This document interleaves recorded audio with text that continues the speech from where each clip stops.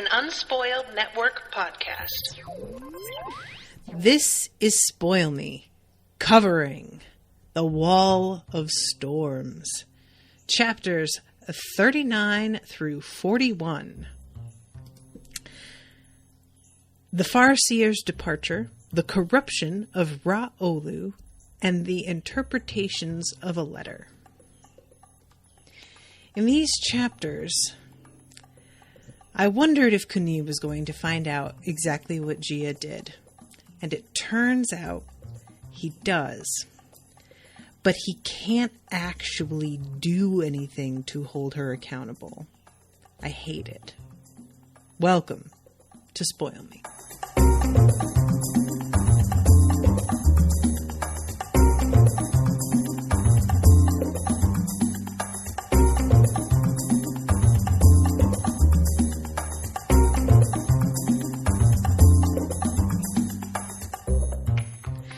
Welcome to the show, everyone. I am Natasha. So these chapters, these are, the last few chapters have been absolutely packed with action.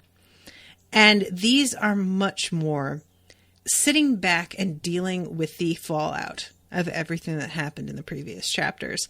And honestly, as much as I love action, as much as I am a fan of things happening, I think these are my favorite type of chapters. I am always more interested in the speculation and discussion and reaction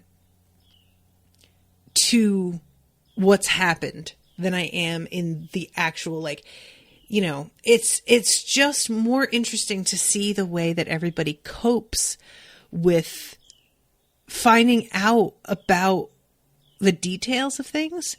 And also finding out exactly what details it is that they are learning. Because just because Kuni finds out that Gia was behind this doesn't mean that he knows the full extent to which she acted. This is the kind of thing that part of me is like, I hope he never knows, because I don't believe that he will really be able to ever look at her again. Like, obviously, their relationship is forever changed. I mean, there's no way that he can look at her the same way after everything that's happened. But I feel like if there were plausible deniability of the details, he might be able to move forward in some way. And I don't know if he could, if he heard about the murder of all of the mirror makers and all of that, there's a lot of stuff that I feel like would be a little bit too dirty for him to deal with. Does that make sense? So I'm going to back up. But that was my main concern, was that I didn't know if he was going to find out, and I didn't want to have Kuni come home and muddle around, still under Gia's influence, unaware of the manipulations that she had already been using. I wasn't looking forward to watching him get played more. So I'm glad it's been revealed, but also I don't know how much he even realizes he was played, and it's possible she'll still be able to continue to do it. She's just going to have to be even more careful about it. So Rosanna is talking to Firo, who wants to go and see Auntie Gin. And it's a real, it's one of those situations where, I want to be okay, this kid doesn't really understand. But years have passed at this point. Firo isn't, I think he's still technically a child. I don't think he's 18. But he's old enough that he should understand the situation here. And Rosanna has to talk to him. She's like, dude, she's supposed to be a traitor. If you go and chit chat with her, that's going to look real bad. We need to be as removed from anybody who can bring doubt onto the crown as possible. The Thera, on the other hand, tracked down Zomi Kidosu, who was staying at the guest complex outside the palace with Princess Aya. The Empress had not wanted her to leave Pan while the case against Gin was pending. The princess had never seen Zomi look so lost. She arranged and rearranged the papers on her desk, trying to appear busy, but accomplishing nothing. And this is the moment where Thera takes Zomi to task. It's great. I love this. Thera asks if she has the life that she wants. And just leaves. And leaves Zomi to deal with this for now. But later on, she talks to, because Zomi's basically going to flee. And Thera's like, all right, I seem to remember a salty bitch who told me that I needed to do something with my privilege and stop bitching and moaning about it. And you're out here with this incredible amount of privilege. Granted, maybe some of it's stolen, but, you know, that happens. And you aren't using it for anything. You're about to just run away. Why? Because of pride. Because you feel bad. Get the fuck over it. You're letting your self-image take precedence over doing good and maybe repairing some of the problems. And Zomi, understandably, is like, who's going to listen to me now? What can I possibly do to get trust back after everything that's happened? And essentially, Thera's like, I mean, life is long. But what she says is essentially you have to just push through and prove that you're trustworthy. And if you manage to do enough good, then people will see past what it is that you did. Like, it's not really that deep. It's not a real complicated answer. It's not what I suspect Zomi wanted to hear, but it's as simple as that. Yeah, you may be fucked up, made yourself look bad, but there is still time to fix that. There is still time for you to, you know, redeem yourself in some way. You're young, you have experience now that will prove valuable. You've learned lessons. This is the hardest thing, I think, to understand. When you're young, and I mean, I'm still young, granted, so I'm saying this, but I'm sure I'll learn it again. You really don't appreciate how much the mistakes you make, like, put you on the right path in the end. You want to get it all right. You want to be successful on your first try at everything. You want to be charmed. And what's tough is, like, somebody like me, I was very successful and seemed to have a charmed life pretty early. And then when that went away, as it will inevitably do, I didn't know what to do. I didn't know how to cope because everything had always sort of gone well for me. And I was used to things just working out. And I'm not trying to say you should be grateful for having a hard life. Like, that's really patronizing. That's not what I mean. I'm saying the mistakes and things not working out force you to think differently about the world and change the way you understand people and the potential consequences of things. And the longer you live, the more you begin to realize how rippled those consequences can be. Because when you're young, you don't get a chance to see the huge amount of fallout that can happen from just one simple action. But as you get older, you can look back and remember how this one choice at this one time in your life led to you being where you are right now, and that you would never have seen that coming. And it's a really, I feel for Zomi as somebody who is gifted, really intelligent and has always managed to impress people with her intelligence, being more angry with herself than maybe is really warranted, simply because she is used to being one of the smartest people in the room. And so she's maybe a little arrogant and doesn't even realize that she is. And thus, when somebody gets the better of her, it's more of a shock than anyone else being taken advantage of would be. You know what I mean? Kyle says, I would say that Zomi and Thera are the main protagonists of the book, and they make such an interesting contrast to Kuni and Mata from the first book. Yeah, I was thinking that as well. I feel like I might have said that last episode, that the two of them could play really well off of each other. And it's funny because, like, Mata came up from nothing, but he was really from noble blood, right? Like, Mata was of a house that had history. And so he was, what's the word I want? He was sort of indoctrinated, for lack of a better word, with this idea of honor and making up for the past and fixing the wrongs that had been done to his family. Zomi is coming from the Kuni side of things. Zomi is the person who has, like, through it all, managed to come up.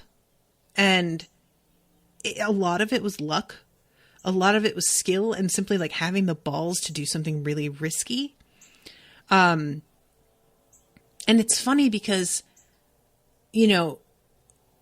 Mata is, in my opinion, he was like, I don't want to say he was a bad person, but he was so deeply flawed as to almost be a bad person. Like, he really just wreaked havoc on the lives of people around him and didn't seem to have a lot of empathy for that. I don't feel that Thera is a bad person. I mean, obviously not. It feels like they have a much more balanced approach in comparison to the extremes of Kuni and Mata. And I'm hopeful that that winds up meaning that they can actually work together instead of just fucking going up against one another in the way that Kuni and Mata wound up doing in the end. Because, I mean, it's just, they could do so much. That's really what it comes down to, is I feel like they could accomplish so much if they managed to work together. They're both so intelligent and they have such different life experiences to draw from. Zomi will obviously represent the good of the people. Zomi will be the person who's sort of like reminding Thera of the effects of some of her choices on common people versus what she thinks the effects will be.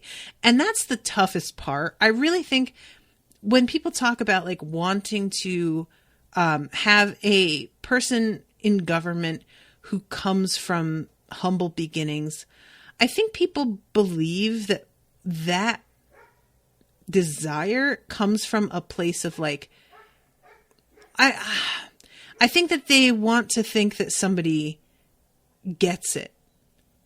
It's easy to think, oh, well, I just want to feel like somebody like me is in the chair, the big chair.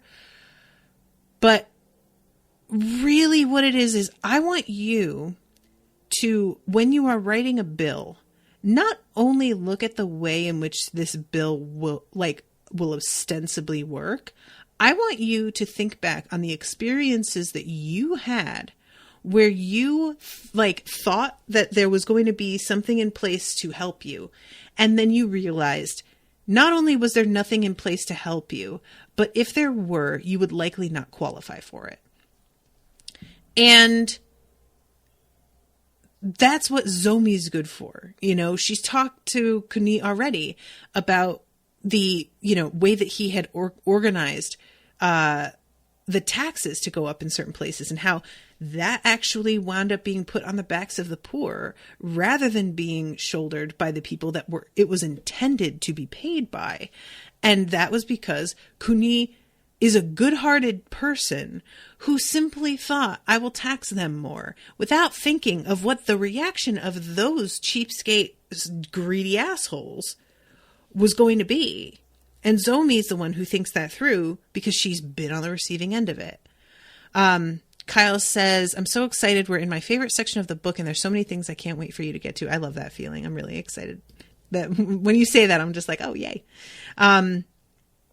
So we go to Rin Coda. Poor Rin. Guys, I feel so bad for this guy because, like, let's be honest, he got well and truly played.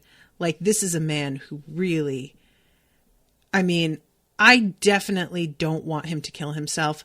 I don't feel like he's so disgraced as he seems to think. But I understand his feeling of shame. And he even says something at one point about how, like, he came up with Cooney from the very beginning. You know, he is, they're both OGs. And the fact that it has come to this now for the two of them, where he has wound up betraying the guy completely without even intending to, heartbreaking. It really is. Like, I just feel so bad. I'm so angry at Gia for this. This is really the part that hurt the most in its way, is that Gia should be the one that's feeling this. And I appreciate that Rin says it's not like it was her idea, but I'm the one that went ahead and did it. And yes, and I appreciate that he is willing to take that responsibility, and he isn't just turning around and being like, that devious bitch. But at the same time, she gave him the idea without actually telling him the full agenda behind what she was doing. So maybe he made the decision on his own, sure. But that's not really the same thing as being informed.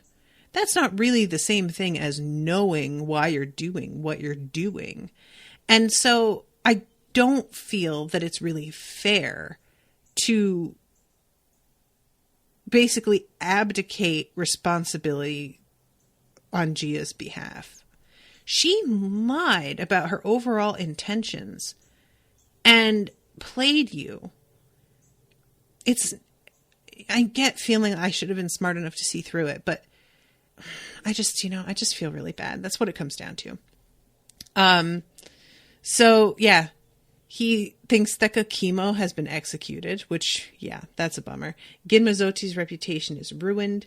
Many men and women have lost their lives in meaningless wars. All these things happened because I felt insecure and wanted to enlarge my influence, to feed and create a rebellion that I could then reveal and suppress. I mean, it's really, I mean, the extent of the damage is huge. I'm not going to lie. But God, this sucks. So he winds up killing himself.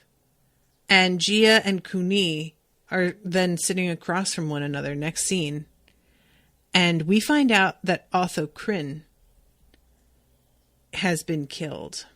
Guys, did I say it or did I say it? I'm pretty sure I said it, that probably Otho Kryn was going to wind up fucking dead. I theorized that maybe Gia would kill him because she was getting ruthless enough that I could have seen that happening. As it turns out, he's a casualty of an investigation after, Rin committed suicide. They looked into everything.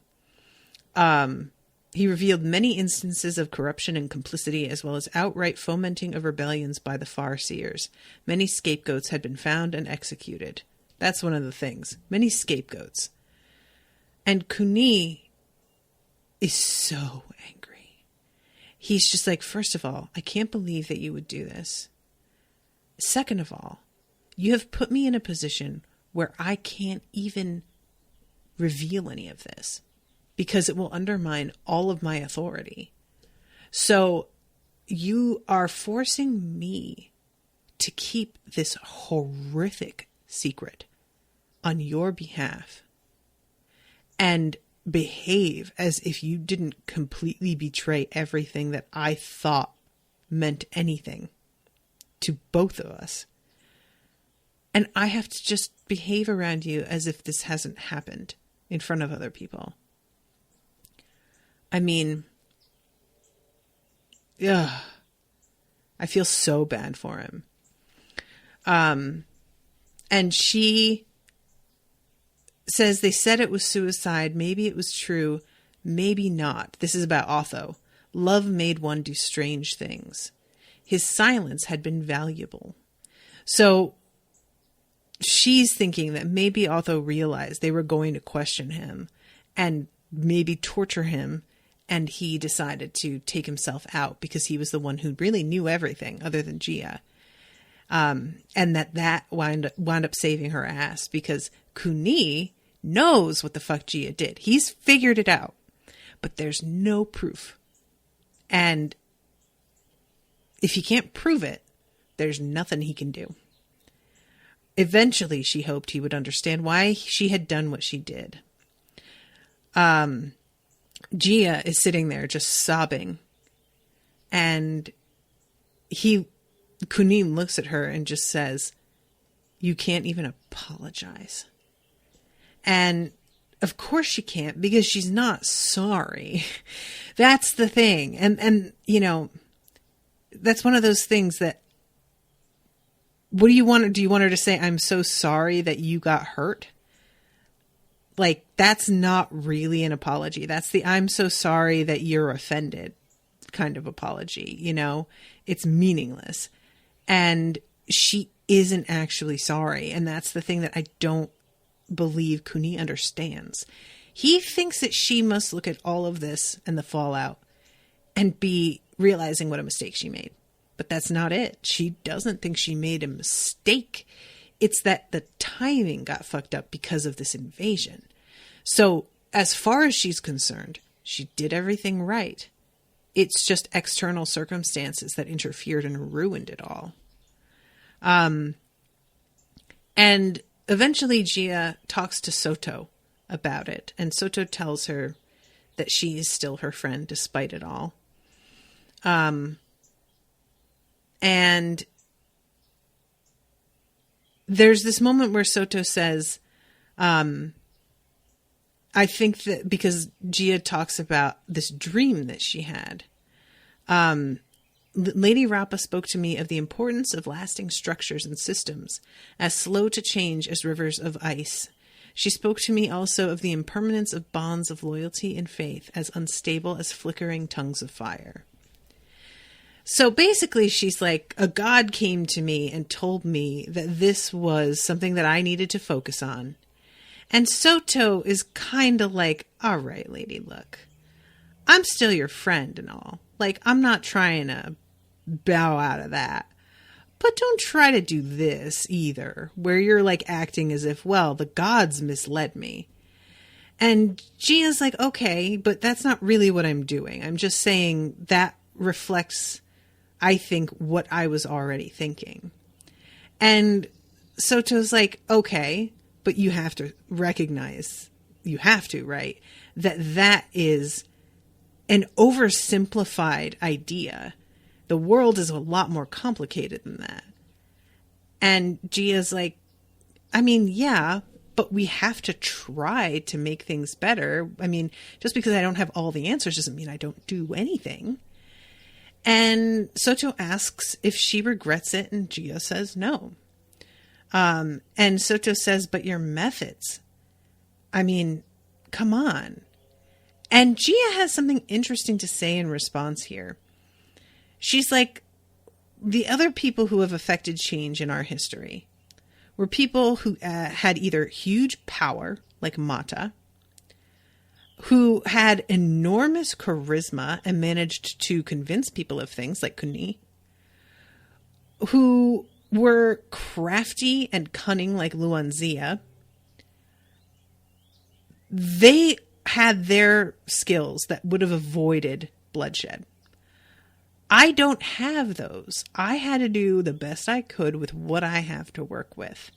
And also, I'm a woman, and nobody was going to fucking listen to me. So, yeah, maybe I didn't do this in the best possible way. But also, I was kind of locked in a corner here with having like the vision that I did for the future, but not actually being able to carry any of it out in my current circumstances. Now, maybe. And I like, Soto basically says what I'm thinking, just like, I agree and disagree. I don't know, you know.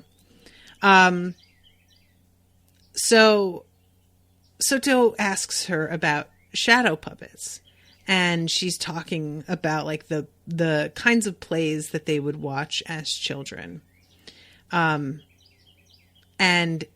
she mentions how the plays would be divided into 2 acts.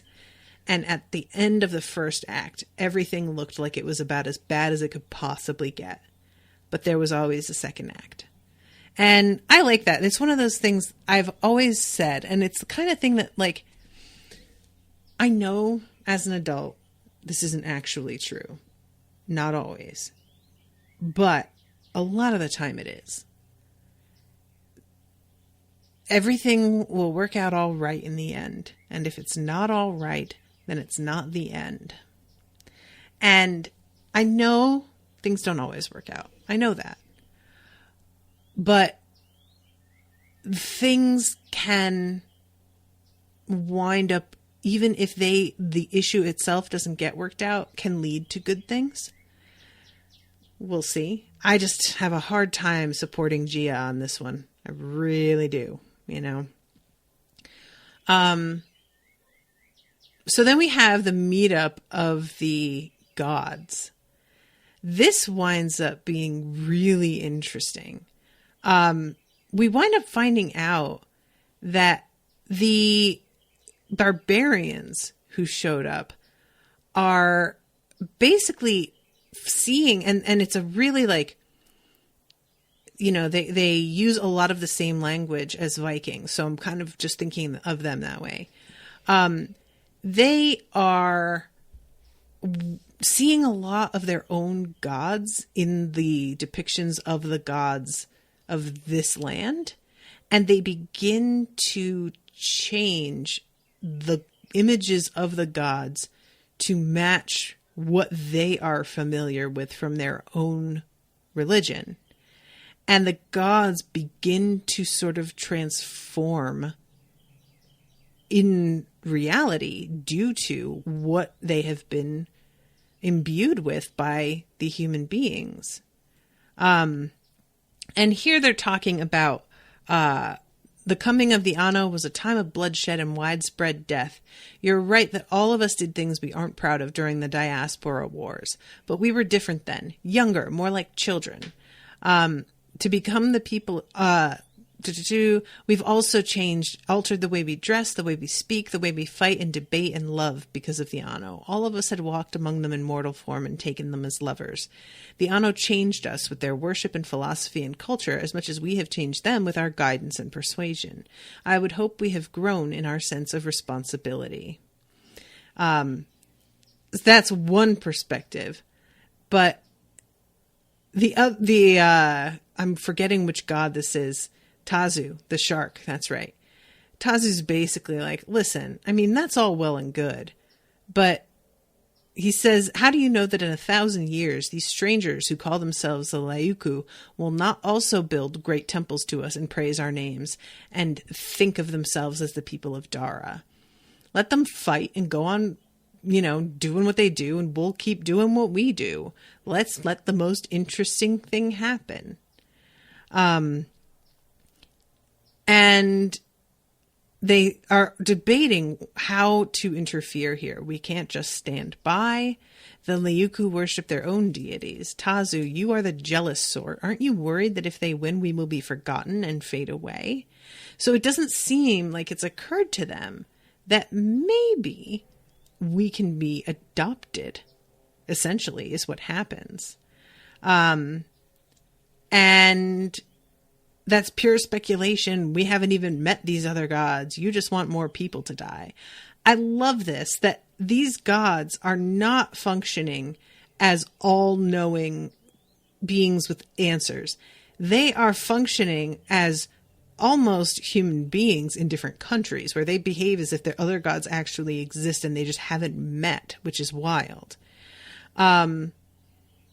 So none of the gods could recall seeing their braving brother, the wisest of the gods. In this vein, the gods went on debating listlessly. There was no consensus about what to do by the time the gathering broke apart. Which, that's interesting. Where's that guy at? You know? Curiouser and curiouser. So then we see this moment. Ra-Olu is basically being humiliated by, what do you call? Pekyu. Pekyu has taken his wife to bed. There is it's because I want to say he's raped his wife, and that's absolutely certainly what's happening here. But also it's like he's made her his consort specifically because of how humiliating that will be. So she's got this weird sort of station, but it's also not real. You know, it's a weird thing. And they're talking about Ra-Olu. I really thought that he was laying the groundwork for things to get fucked up.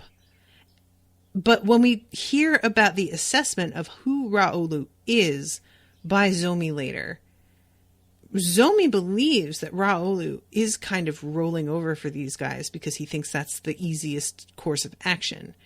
She doesn't seem to think that this is all part of like a long plan that he's laying down.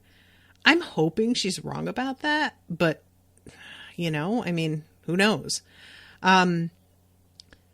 So I love it's mentioned that Timu has been, just as all of the others were sort of enslaved, he has been sent to work with all of the commoners. And despite the fact that he's not real strong and this is not his forte, he has been incredibly inspiring to people because he's not complaining. He's even like enduring the beatings and not, you know, he's not giving in and is constantly reassuring everybody that the Emperor's army is going to arrive any day. And it's terrible to know, as he's saying this and reassuring everybody, we are aware that there is nothing happening. Like, everybody is still so embroiled in how to handle what they need to handle. And nobody wants to pardon Gin. And I get it. Zuni's, like, rationale for why that's not possible is pretty much dead on. I don't disagree with what his concerns are about letting everybody know that Gia was behind this. I mean, that is the end of everything. At the same time, y'all's kid has been enslaved by a hostile takeover. Maybe deal with that first, and then you can go ahead and deal with fucking, you know,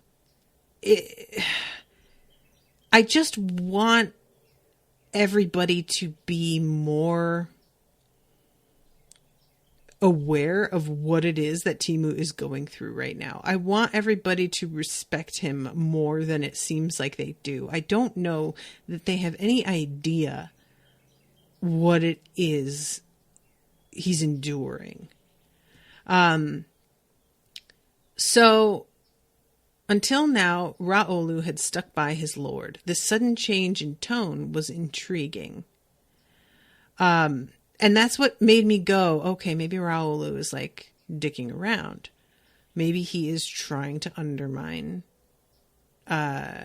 this operation by pretending to cooperate. But I don't know. And most of the people of Dara are more reasonable than Timu. He is very stubborn. There's this whole thing about how basically he has pride. He cares about his father and maintaining supremacy as emperor. But a lot of other people are only concerned about getting by and not having to be enslaved or deal with violence. Though the heavily laden Liuku army is all-powerful and all of Dara is surely to fall under your sway in no time, it is a fact the people of Dara are many, while the warriors of Liuku are comparatively few. I have observed that many warriors are occupied with the unproductive task of keeping watch over the peasants and nobles, much like cowherds watching over unruly cattle, and every day dozens, even hundreds of the people of these islands have to be killed in unfortunate incidents of suspected sabotage. Would it not be best if you could bring most of your warriors to the battlefield with you instead of having to worry about a possible rebellion at home incited by a few evil-hearted, stubborn Dara nobles? Most of the common people would be willing to serve Liuku, though some might be tempted by the lies of the emperor and his hollow promises of counter-invasion. I propose that we organize the families of Ryu and Dasu into units of 10, and each such unit shall elect a Desa chief. The Desa chief is responsible for maintaining a watch over the 10 families in his charge, and if anyone within the 10 families is found to be a traitor, every member of the 10 families shall be put to death. Since the peasants will now be given oversight, by their own elders and nobles instead of the superior lords of the Liuku, instances of misunderstanding will be reduced and fewer of the valuable slaves will have to be killed. And Tenryo is like, so you think that you should be allowed to watch yourselves instead of us watching you? And kind of is like, you for real here, buddy?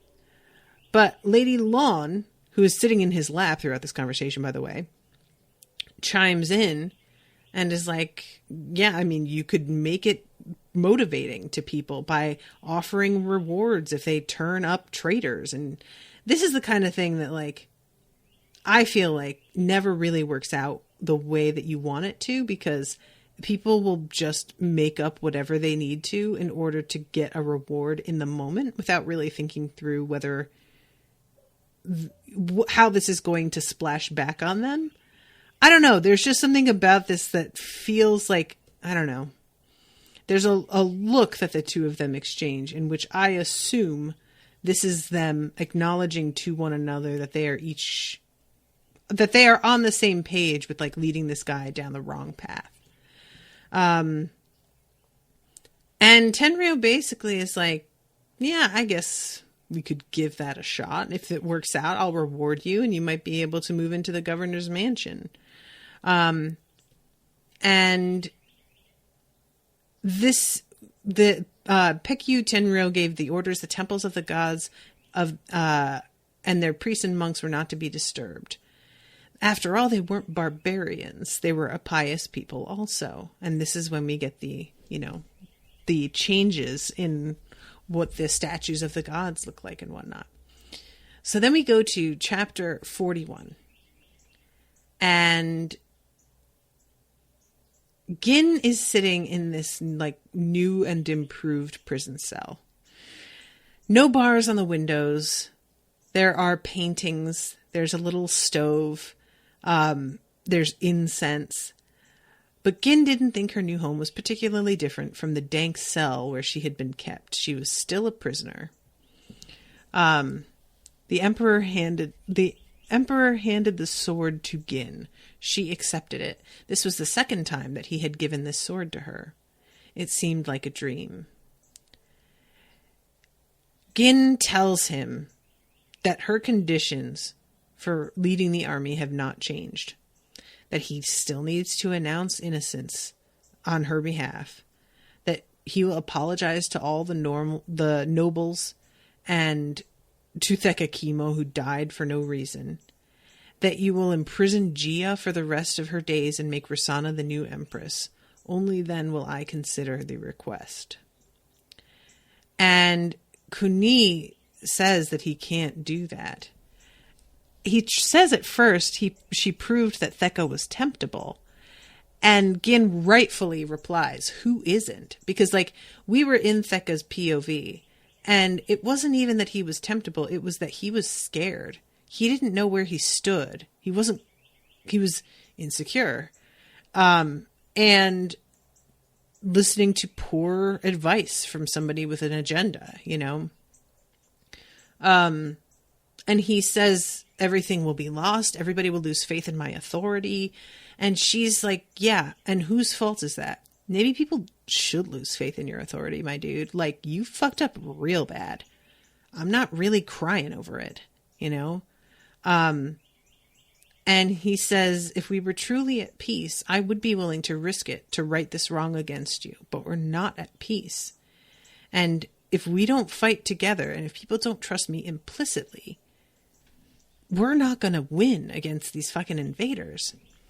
And she says, so you want me to live with a lie, be branded as a traitor forever, and go ahead and redeem you and your...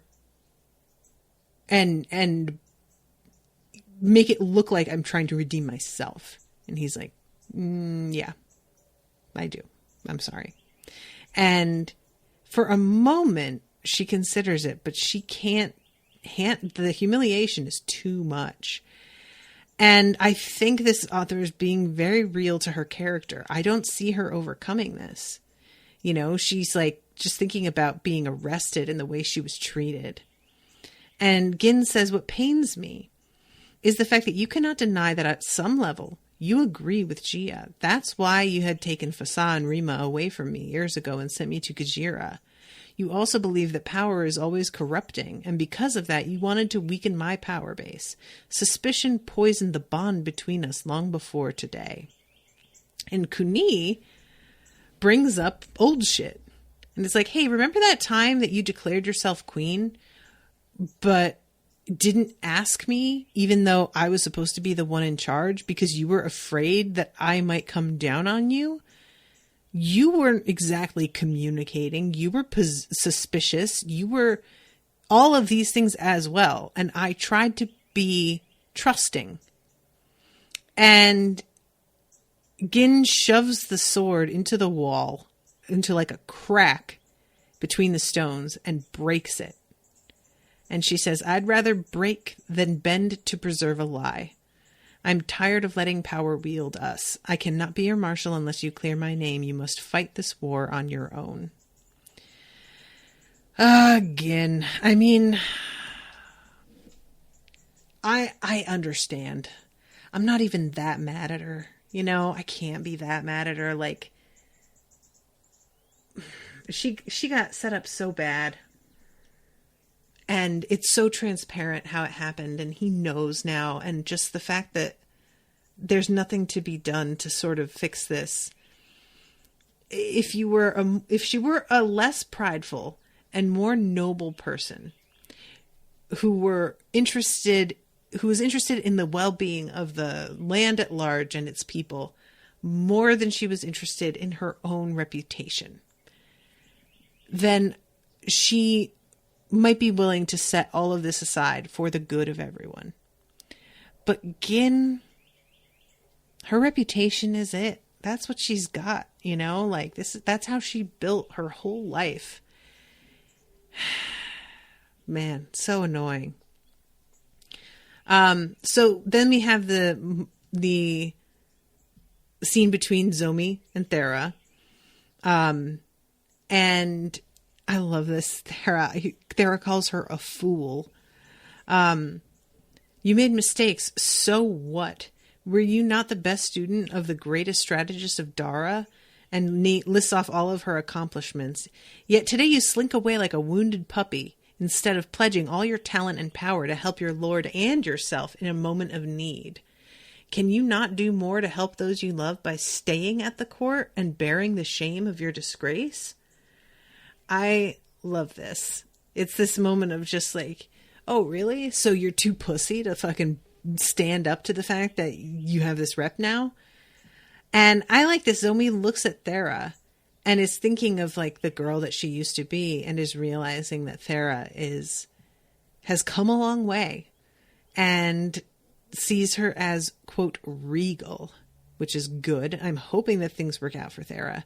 I'm so worried that this author is setting me up to love Thera, and then he's going to take her away. She nodded and held out her hand as the princess helped her onto the horse behind her. Zomi came to the suite of rooms where Gin was held. Zomi knelt at the entrance to Gin's sitting room and waited. The sun set, the moon rose. The guards came to ask Zomi if she wished to eat and drink. She shook her head. And she just sits there weeping. And it's just like in shame and thinking about her family and Luan and how she has disappointed people, how she thought she was being bold when really she was maybe being selfish or arrogant. Hashtag relatable. Just saying. And the sun rises again, and as she's about to get up and leave, Gin opens the door and says, "Come in and have some tea." And Zomi is immediately apologizing. And Gin says, "Listen, I believe that you thought that you didn't have any other choice. And now I think you've learned that you always have another choice. But sometimes one of those choices is so much harder as to feel like that's not a choice at all. But it is." There is this falcon that just landed in my backyard as I'm talking about this. And it is huge. And I am so distracted. I'm so sorry. I feel like one of the gods from this book has just like swooped down and parked in my yard. Man, giant bird.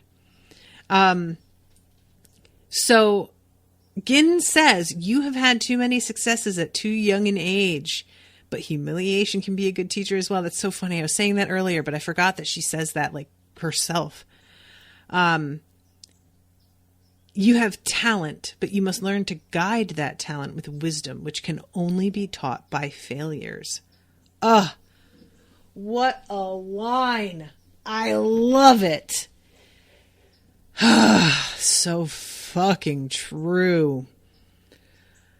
And Zomi says, "Please punish me," to which I'm like, girl, kinky.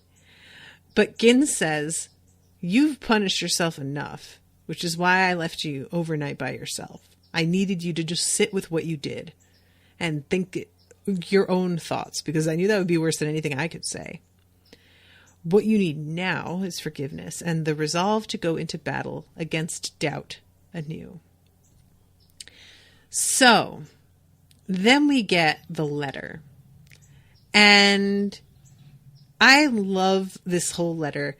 It comes out sounding like, "Oh, really? You think you can win against these guys, you idiot? They're so powerful. They're so tall and strong, and they have these wild fucking dragons, and you're never going to do this. Moreover, with the passage of time, our advantage grows while your strength diminishes.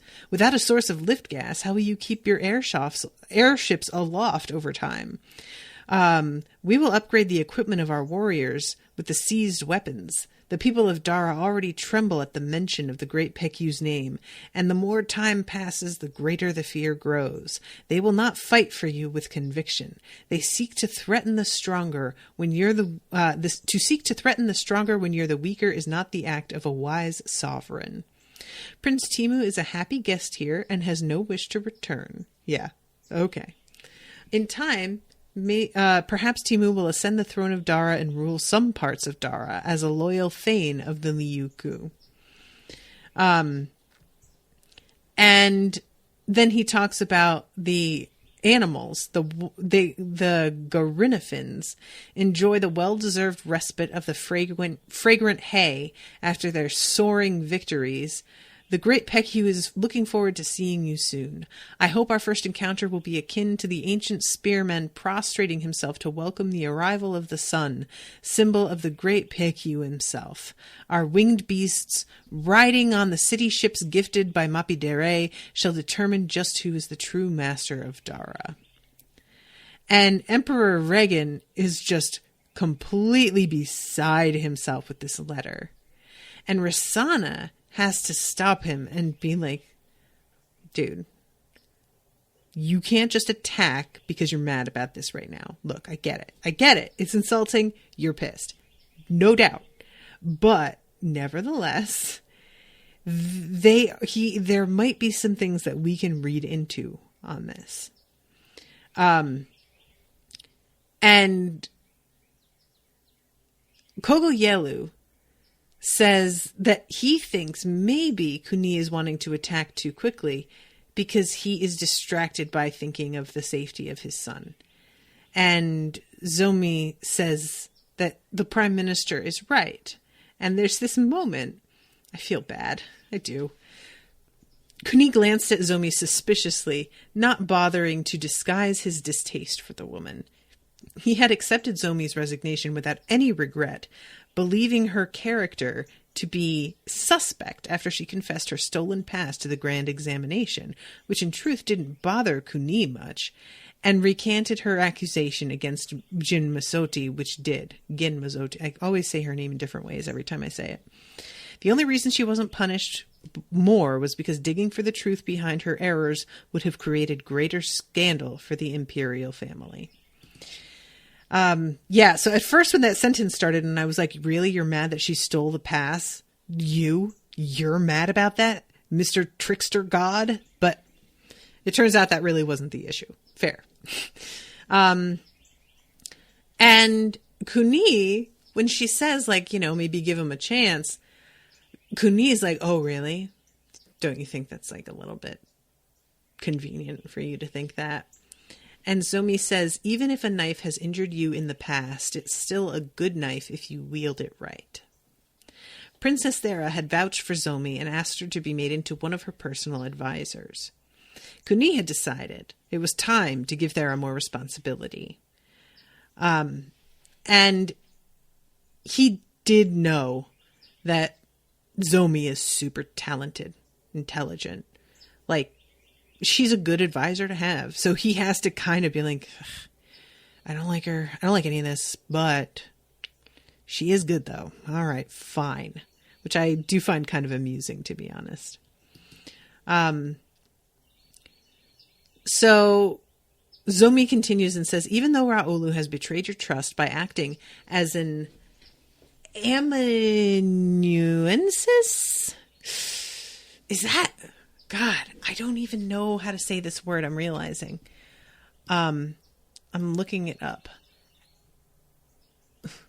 It's not even... I normally I highlight it and it'll just tell me the definition. Oh, here it is. A literary or artistic assistant, in particular one who takes dictation or copies manuscripts. Oh, never heard that before.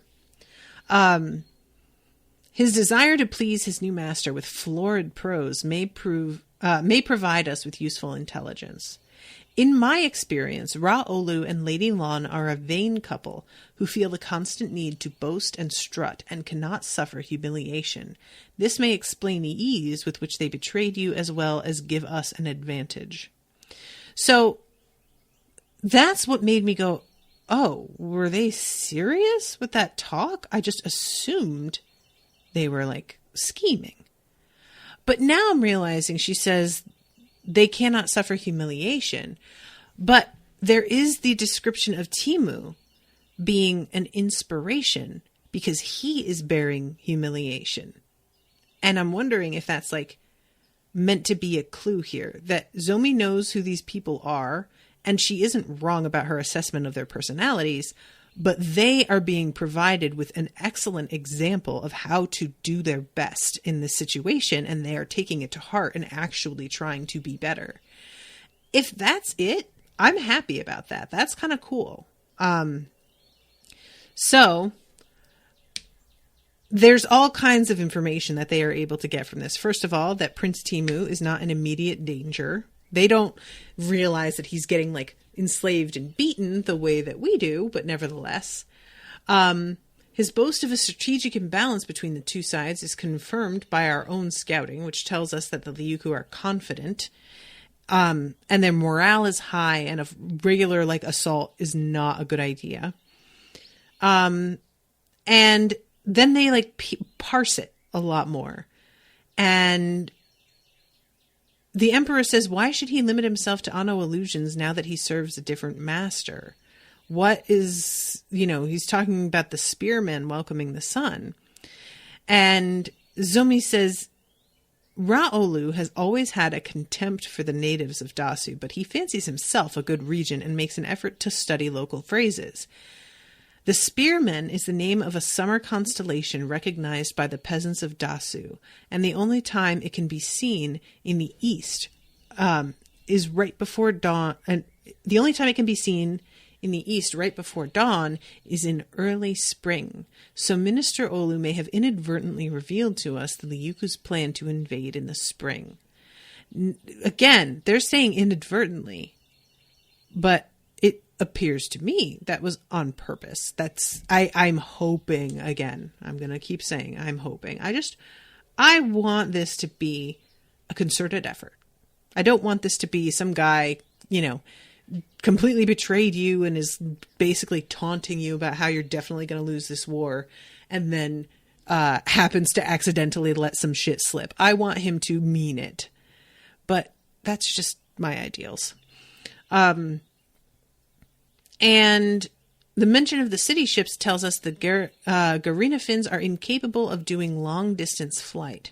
I think this means they're like the long-legged lepers of Ekofi, and flight is a matter of enormous exertion that they're capable of in only short spurts. For transportation across the sea, they need ships. That is hugely advantageous, to know. I mean, imagine the difference if, in Game of Thrones, if Daenerys could only fly for a minute. Otherwise, her dragons had to be brought along on the back of fucking wagons or something, and then she could fly into battle, but they'd immediately have to land and chill out. And the reference to hay is also interesting. They live on grass, not meat. So that means that the journey across the sea has probably weakened them, and they need to rest over the winter and put on some weight. And Gia is remembering, because she grew up on a ranch, the way that you handle cattle. And Kuni at this point is like, all right, if we're reading this right, this all seems like even more reason to attack right now. But they don't have a good plan, because there's nothing they have to fight back against these fucking dragons. And Kuni says, all right, well, at least we should be ready to attack in no more than 2 months. Puma Yemu can wrap up his affairs and lead the vanguard. And everybody's like, no marshal, though, huh? All right. Nobody says it, but we all hear it. And Gia says the soldiers will be more inspired if you take the lead and act as commander-in-chief yourself. And Kuni says the Empress is right. Sometimes we have to fight our own battles. I am not confident this is true. Is Gia just manipulating him again? I kind of feel like she is. I don't know. So the nobles of Dara sent secret detachments to the northern shore of the Big Island to await orders for further deployment, but even after 2 weeks, there was no announced date for when the Emperor's vanguard would leave the Big Island. 4 women came to visit Ginmazoti in her suite. And Captain DeFiro's eyes widened when he realized who these visitors were. And Gin says, "How may I assist your Imperial Majesty?" It is Gia, Rasana, Thera, and Zomi. Can I just tell y'all how much I love the fact that we're getting a high-powered fucking meeting from 5 women figuring this shit out together? And basically, they have come here with the letter because they're like, look, we figured some shit out. But you're really good at this, and we would appreciate it if you would read this over and give us your impressions of anything that maybe we missed in terms of information. And oh my God, Gin. She has to like make her little planning an invasion of this scale is not like plotting the downfall of a foolish noble. It takes time. And Vera is the one who kind of winds up convincing her, because obviously Gia talking to her is not really helping the situation. Like, you know, Gin is over it in terms of talking to Gia. And what Thera says, first of all, she calls her Auntie Gin, which kind of like warms her heart a little bit. The generals have relied on your leadership, and it is not their fault they've been put in this position. Please, I know you've always cared for the lives of those who follow you. Help us for their sake, if not for the sake of my family. And finally, she's like, all right, let me fucking read it. And Gin starts talking about, she's like, you know, I've been hearing about these dragons and I have been thinking about it. I'm not going to lie. And most of our weapons are going to be no match for these things at all. But after reading this letter, I'm starting to think of some new ideas here. The key is each Garina under the guidance of brave Liuka warriors. He seems to be saying that I'm going to just say dragons every time that this word comes up. I'll be honest, because it's just tripping me up. That the dragons need riders to be effective. So they're not quite intelligent enough to attack on their own. And they're talking about the, like, you know, elephant riders, and that you can aim for the riders themselves, and then the elephants just wander around and like trample stuff because they don't have anybody directing them. And the mirror situation is also true. Much of the initiative during that initial engagement was lost due to the Liuka's apparent familiarity with our airship tactics.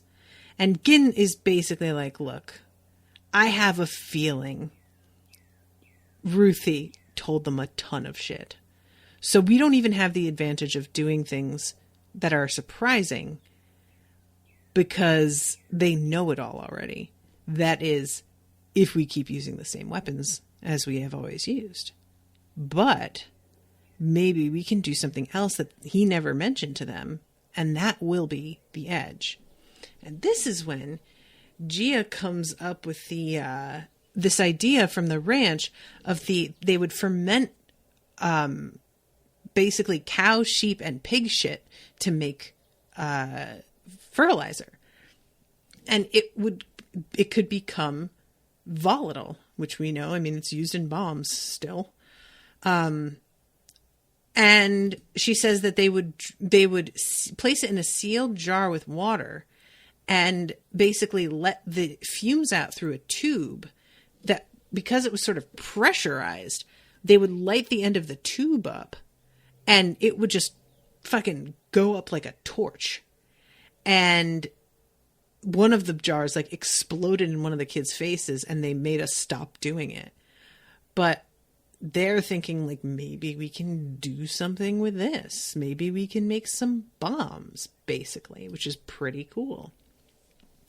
And I have enjoyed your visit, Empress. I apologize if I seemed dismissive at first.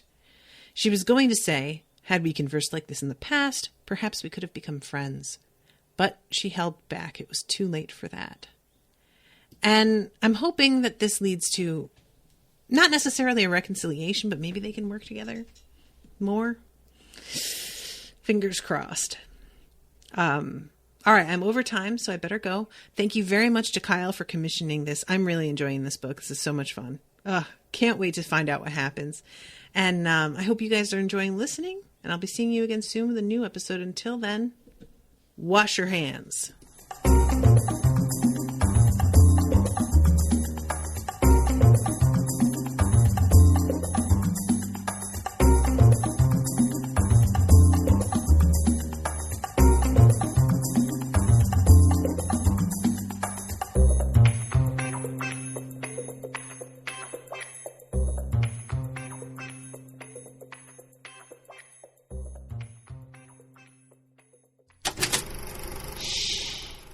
was an Unspoiled Network podcast.